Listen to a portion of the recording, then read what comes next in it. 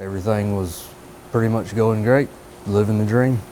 In late July 2021, Daniel Perry was happily married. His first child was almost due, and he was enjoying work at the North Carolina Department of Transportation. That's when Jerry called me and offered me the job. Daniel had just been promoted to Division III Bridge Maintenance Engineer. He was hopeful to start soon, but had been suffering from a fever for several days. I said, yeah, I'd love to take it. Super excited, but it'll probably be 3 or 4 days before I get back. But Daniel got progressively worse. What started as a mild fever and cough had turned into him gasping for air. 2 or 3 days after that, I was in the hospital. It was COVID. Not long after, Daniel's wife, Mindy, who was 8 months pregnant at the time, came down with COVID too. While Daniel was in the intensive care unit, his wife was giving birth to the couple's first child, a healthy baby boy named Tucker. The medical team treating Daniel managed to let him know, as he struggled to breathe, he was now a dad. He knew Tucker was alive. He knew that we were both, in the ICU. All 3 members of the Perry family were in the hospital.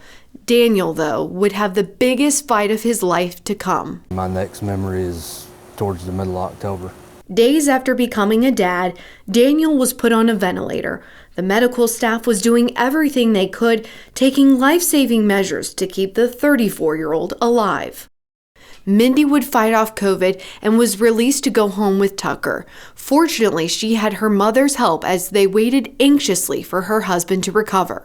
I'd break one day and she'd pick me back up, and then the next day she would break and I'd be fine and I'd pick her back up. And I think having that support, and we tell each other, don't give up. Mindy held out hope. The doctors, however, did not. They gave Daniel only a 6% chance of surviving. Mindy continued to pray to anyone who would listen. And then a miracle happened. I had a talking with Daniel, whether he could hear us or not. We say that he did, because we said, baby, you've got to breathe. I said, all I want for my anniversary is for you to breathe. And the next day he was breathing over the ventilator.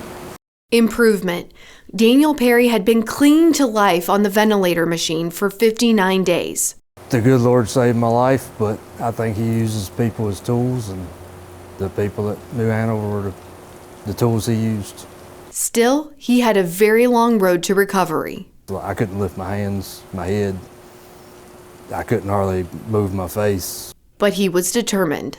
Every morning you get out of bed, everything, I feel like I ran 10 miles the day before. Everything hurts, everything's sore, but compared to laying in that bed and not being able to move, just for the longest time, it felt like it would never come back.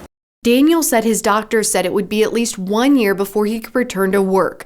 Once again, Daniel defied the odds. In early April, Daniel made his return to work at NCDOT's Division III headquarters in Castle Hayne as the bridge maintenance engineer. When I originally started with DOT, I was with the bridge department, and I left for a while, and I always just wanted to come back. That's where my heart was.